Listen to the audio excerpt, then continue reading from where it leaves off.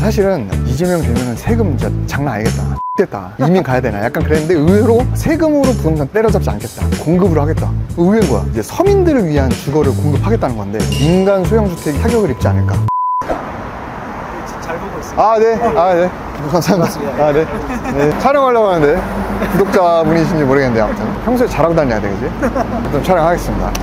안녕하세요, 황금돼지입니다. 지금 저희 사무실 근처 교대 앞에 나와 있고, 얼마 전에 선릉역에 우리 임장 갔다 왔잖아. 갔다 와가지고 이제 막 임장 콘텐츠 찍고 마지막에 대선 포스터 앞에서 마무리를 했단 말이야. 자, 우리 대선 포스터 앞에서 한번 마무리를 할까요? 아, 좋다. 몇 번 앞에 서실 거예요? 나는 1번 앞에 서야지. 그래야 가리니까. 근데 이제 결정이 됐습니다. 그래서 오늘은 내가 정중하게 이제 검정색 옷을 입고 이렇게 나왔고, 어쨌든 여러분 뭐 요즘에 정권이 바뀌어가지고 부동산 정책 어떻게 되는 거냐, 집값 오를 거냐 내릴 거냐 고민하고 막 물어보는 분들 많아요. 근데 뭐 아시다시피 제가 뭐 부동산 디벨롭만 하지 정책적인 거 이런 전문가는 아니기 때문에 저도 그냥 그런 거보다 하고 있었는데, 그래도 조금 다루긴 다뤄야 될 것 같아서 한번 얘기를 해볼까 하는데, 얘기하기 전에 목마르니까 커피 한잔 하고. 일단 이재명 정부는 나도 정책적으로 막 크게 관심 있는 스타일은 아닌데, 대충 좀 보니까 크게 세 가지 키워드가 있는데, 첫 번째는 공급, 두 번째 지방, 세 번째 금융, 이렇게 나눠서 한번 얘기를 해볼까? 공급은 의외로 나는 이제 막 되게 규제를 할 줄 알았는데 재개발 재건축 용적률을 완화해준대. 그래서 용적률을 완화해주면 더 높게 지을 수 있는 거거든. 근데 서울 같은 경우에는 사실은 빈 땅이 없으니까 다 재개발 재건축으로만 아파트 공급이 될 수밖에 없는 상황이잖아. 서울뿐만이 아니고 구도심이. 용적률이나 이런 거를 좀 풀어주면 높게 지을 수 있고, 10층짜리 아파트가 20층이 되면 2배로 늘어나는 거지. 그런 공급이 되니까, 사실 공급이 되면은 가격이 떨어지는 거네, 시장 원리니까. 그런 게 있고, 수직적으로는 그렇고 수평적으로는 1기 신도시 지금 다 썩었잖아. 썩었다는 게 노후됐다는 거지. 그거를 약간 스마트 도시 해가지고 조금 혁신을 하려고 하나 봐. 그런 게 있고, 지금 3기 신도시 막 개발하고 있는데 4기 신도시까지 얘기가 나오더라고. 수직적으로는 그렇고 수평적으로도 하는데, 수직적인 건 오케이인데 수평적으로 넓히는 건 나는 약간 좀 모르겠어요.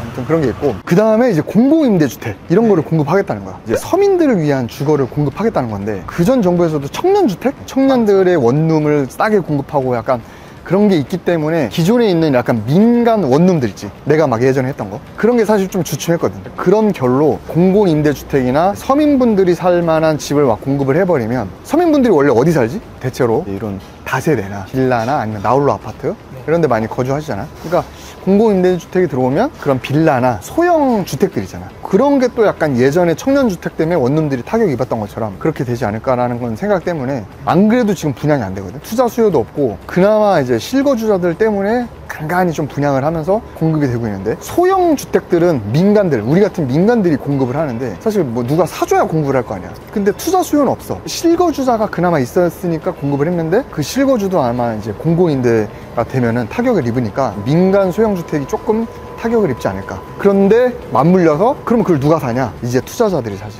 재개발 재건축을 용적률을 높여주고 활성화를 하면 그런 소형주택들 있는 빌라촌들이 아파트로 변할 수도 있거든. 그런 투자 수요들도 있으니까 그건 좀 지켜봐야 될 것 같고. 근데 하나 이제 문제는 뭐냐면, 재개발 재건축을 하면은 초과이익 환수제, 이익이 초과로 나는 거에 대해서는 환수를 해버려.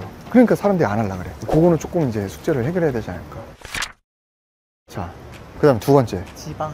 이재명 정부가 5대 광역시 거점, 그 다음에 3특, 그래서 강원도, 전북, 제주도 해가지고 막 활성화를 하겠다, 광역철도 놓겠다, 그 다음에 세종시로 이전하겠다, 뭐 여러 가지가 있는데, 사실은 그렇게 함에도 불구하고 지방의 부동산이 좀 살아나려면 어쨌든 투자 수요가 좀 몰려야 돼. 투자가 어느 정도는 돼야 사람들이 지방에도 투자 목적으로도 좀 사야 그게 좀 받쳐주는 거지, 실거주자만으로는 조금 쉽지 않을까. 근데 그 발목 잡는 게 뭐야? 다주택자 규제 있잖아. 다주택자 규제가 아직 안 풀렸기 때문에 사실은 좀 그것도 한번 지켜봐야 된다.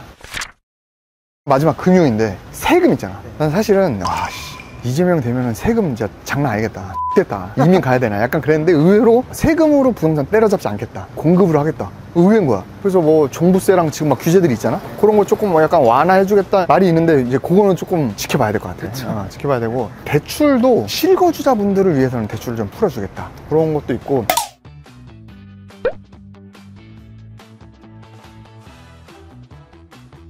그 다음에 이제 DSR 알아? 카메라 아니고 그 DSLR인가?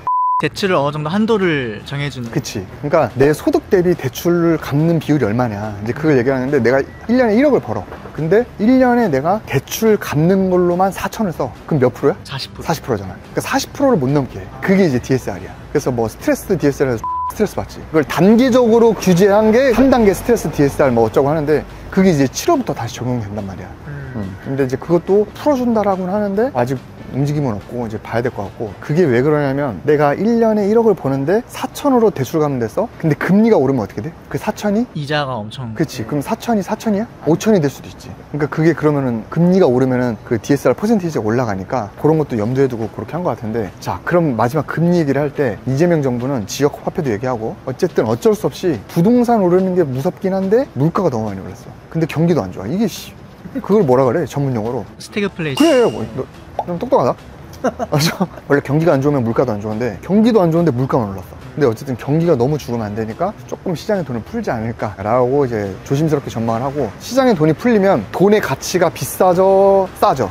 싸지죠. 시중에 돈이 많으니까. 그쵸. 우리 산소나 이 공기의 소중함을 모르잖아. 왜? 아무 데나 있으니까. 근데 물속에 들어가 봐 없잖아.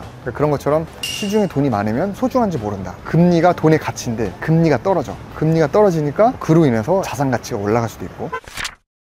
정리하면 세 가지. 첫 번째, 현금을 들고 있지 마라. 무조건 현금을 조금 자산화하는 게 맞지 않을까. 그게 주식이든 부동산이든 현금을 들고 있으면 금리가 떨어지고 하면 돈의 가치가 떨어지니까 자산화 했으면 좋겠고, 두 번째는 지방을 아무리 뭐 균형 발전 어쩌고 한다 하더라도 그래도 조금 대한민국이 중장기적으로 봤을 때 더 핵심지로 몰릴 것 같아요. 진짜 서울이나 지방으로 가도 광역시나 그런 데만 좀 눈여겨서 투자를 해야 되지 않을까. 그리고 이왕이면 집 한 채 정도 똘똘한 거 하고, 그리고 나서 이제 마지막 세 번째는 주택을 늘리기보다는 이재명이 주택수를 막 늘리게 해줄 것 같지는 않거든. 그러니까 다주택자 테크로 가는 것보다는 부동산으로 자산을 포트폴리오 하고 싶다 그러면 집은 한 채 해놓고 건물 하나 하는 게 맞지 않을까. 근데 이제 주택 건물 하고 싶다 그럼 뭐 이제 임대사업자나 이런 걸 하면 되니까, 아니면 상가 건물 하고 싶다 그러면 이제 임대를 돌리거나 뭐 그렇게 해서 조금 건물 투자를 해서 안정적인 현금 흐름 위주로 해서 투자를 하는 게 맞지 않을까. 그래서 금리가 낮아져서 캐시플로우를 많이 만들고, 그렇게 해야 나중에 갑자기 또 세금 때릴 수도 있거든, 부동산 가치 올랐을 때. 그래서 약간 돼지 막 밥 먹여가지고 살찌워 놓은 다음에 그냥 때려서 돼지고기 만드는 거야. 그럴 수도 있잖아. 그러니까 이제 그걸 대비해서 현금 흐름 만들어야 되고, 캐시플로우 만드는 거 위주로 해서 건물 투자 해놓고 좀 안정적으로 투자를 해나가는 게 중장기적으로 좋지 않을까